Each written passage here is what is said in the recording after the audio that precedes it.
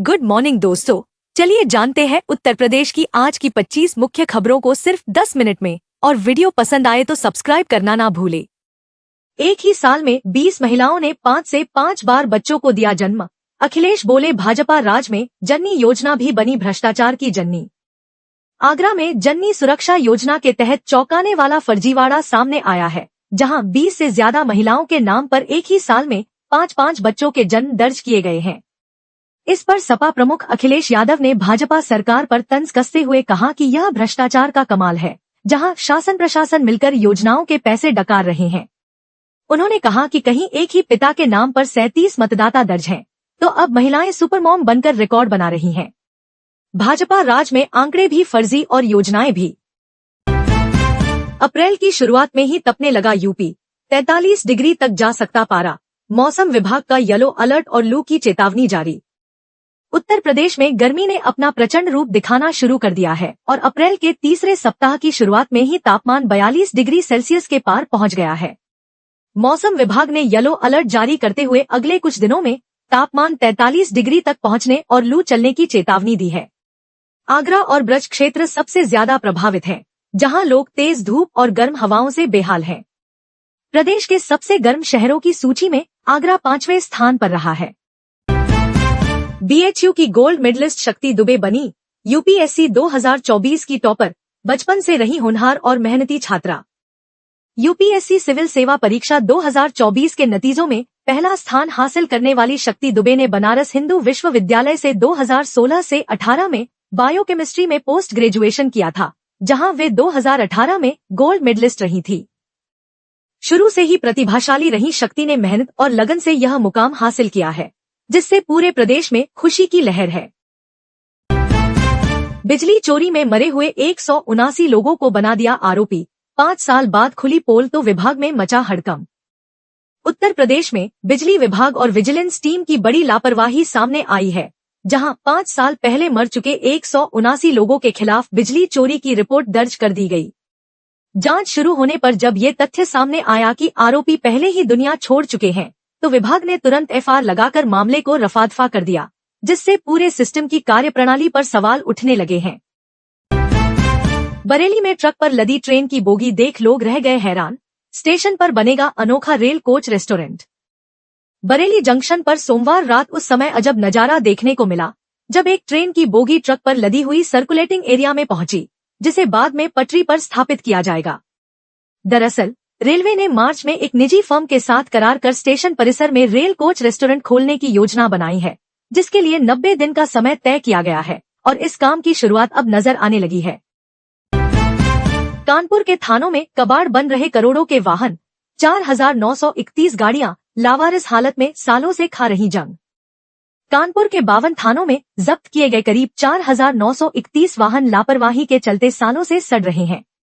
नियम के अनुसार 6 महीने बाद इनकी नीलामी शुरू हो सकती है, लेकिन प्रक्रिया की अनदेखी के कारण करोड़ों की गाड़ियां कंडम होती जा रही हैं। जबकि कमिश्नरी के वरिष्ठ अधिकारी ऑपरेशन क्लीन के तहत इन वाहनों की जल्द बिक्री पर जोर दे रहे हैं, ताकि थानों का परिसर साफ हो और संपत्ति का सही उपयोग हो सके। ब्राह्मणों पर टिप्पणी से बवाल। वाराणसी में अनुराग कश्यप पर एफआईआर दर्ज। वकीलों और छात्रों ने किया विरोध और फूंका पुतला। फिल्म निर्देशक अनुराग कश्यप के खिलाफ ब्राह्मणों पर अभद्र टिप्पणी करने को लेकर वाराणसी में एफआईआर दर्ज की गई है। इससे पहले मुंबई, इंदौर और जयपुर समेत कई शहरों में भी उनके खिलाफ मुकदमे दर्ज हो चुके हैं। भेलूपुर थाने में भदैनी निवासी गोविंद चतुर्वेदी की तहरीर पर मामला दर्ज हुआ है। वहीं वकीलों और छात्रों ने विरोध में उनका पुतला फूंका और चेतावनी दी कि अगर वे काशी आए तो ब्राह्मण का अर्थ समझा देंगे। जांच में साइबर सेल की मदद ली जा रही है। 30 अप्रैल तक नहीं बनवाई फार्मर आईडी तो छूट जाएंगी किसान सम्मान निधि समेत कई योजनाएं। सिर्फ 47% किसानों ने अब तक कराया रजिस्ट्रेशन। कृषि विभाग की तमाम कोशिशों के बावजूद फार्मर आईडी बनाने की प्रक्रिया सुस्त पड़ी है और अब तक सिर्फ 47% किसान ही अपना रजिस्ट्रेशन करा सके हैं, जबकि अंतिम तारीख 30 अप्रैल तय की गई है। यदि तय समय पर यह काम पूरा नहीं हुआ तो किसान सम्मान निधि सहित सरकार की कई योजनाओं का लाभ किसानों को नहीं मिल पाएगा, जिससे हजारों किसान प्रभावित हो सकते हैं। यूपी में 33 आईएएस अफसरों के तबादले। 11 जिलों के जिलाधिकारी और सूचना विभाग में बड़े फेरबदल। उत्तर प्रदेश में सोमवार रात 33 IAS अफसरों के तबादले कर दिए गए हैं। इसमें 11 जिलों के जिलाधिकारियों को बदला गया है। वहीं सूचना विभाग सहित कई महत्वपूर्ण विभागों में भी अधिकारियों की तैनाती में बदलाव हुआ है।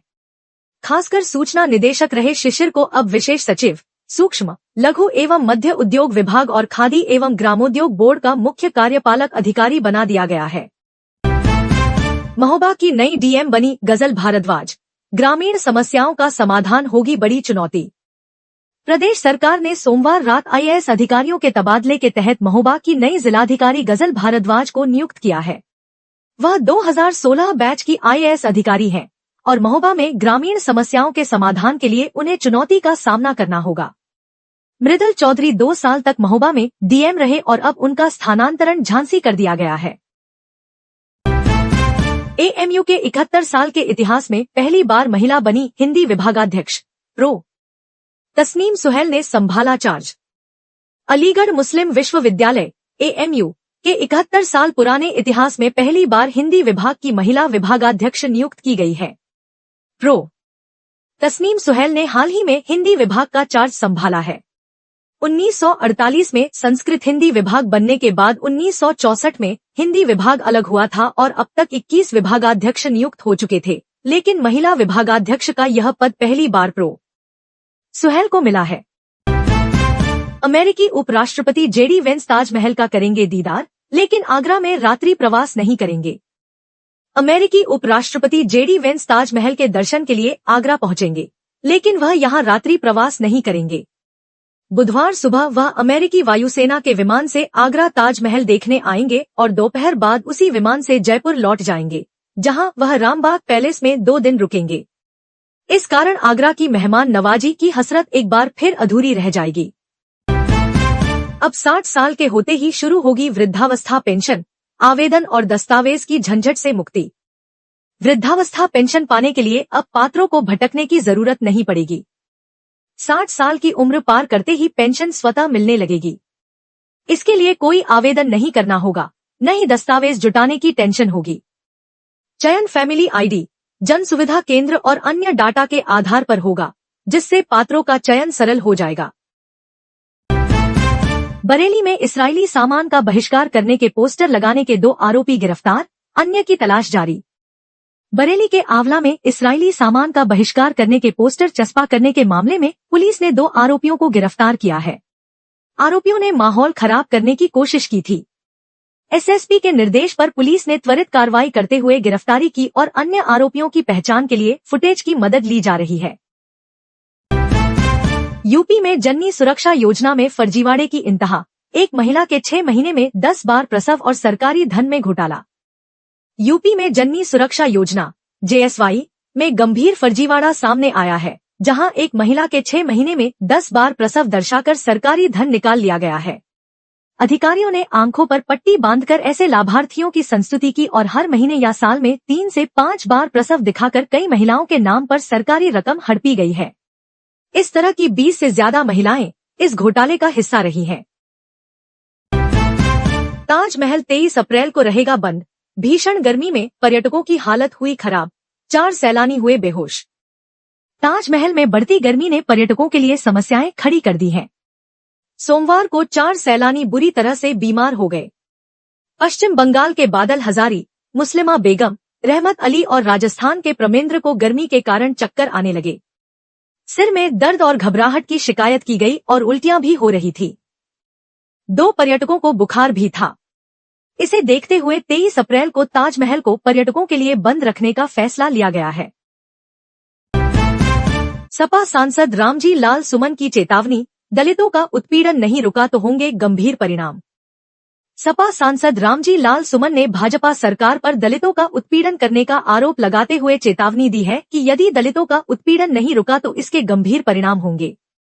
वह सोमवार को नगला तल्फी पहुंचे थे, जहां 16 अप्रैल को दलित युवक की बारात रोकी गई थी और बारातियों व दूल्हे से मारपीट की गई थी। उन्होंने कहा कि शासन और प्रशासन का रवैया लचर है और ताबड़तोड़ वारदातों से दलितों में असुरक्षा का माहौल है।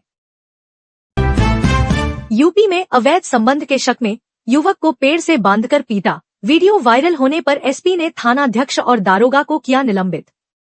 उत्तर प्रदेश के उरई जिले में अवैध संबंध के शक में एक युवक को बेरहमी से पेड़ से बांधकर पीटा गया। इस घटना का वीडियो सोशल मीडिया पर वायरल होने के बाद पुलिस अधीक्षक ने थानाध्यक्ष और दारोगा को निलंबित कर दिया है। मामले की जांच सीओ माधौगढ़ को सौंप दी गई है। कानपुर में 24 अप्रैल को पीएम मोदी की सभा, 800 बसों से लाए जाएंगे लोग, पंडाल में लगेगी कई स्क्रीन। कानपुर में पीएम मोदी की 24 अप्रैल को होने वाली रैली के लिए व्यापक तैयारियां की जा रही हैं। सीएम योगी ने 800 बसों की व्यवस्था और प्लास्टिक मुक्त वातावरण सुनिश्चित करने के निर्देश दिए हैं। पीएम मोदी इस सभा में 9,338 करोड़ की घाटमपुर तापीय विद्युत परियोजना सहित कई विकास योजनाओं का लोकार्पण और शिलान्यास करेंगे। सभा में आमजन को किसी भी परेशानी का सामना न हो, इसके लिए विशेष व्यवस्था की गई है। नेपाल से अयोध्या की यात्रा होगी आसान, 707 करोड़ में बन रहा पुल और सड़क, सीएम योगी ने किया निरीक्षण। नेपाल से अयोध्या की यात्रा अब और सरल होगी। गोरखपुर में 707 करोड़ रुपए की लागत से 2 फोरलेन सड़कें और एक रेलवे ओवरब्रिज बन रहा है। मुख्यमंत्री योगी आदित्यनाथ ने इन निर्माण कार्यों का निरीक्षण करते हुए कहा कि इससे नेपाल से गोरखपुर होकर अयोध्या, लखनऊ और दिल्ली जाने वाले यात्रियों को काफी सुविधा होगी।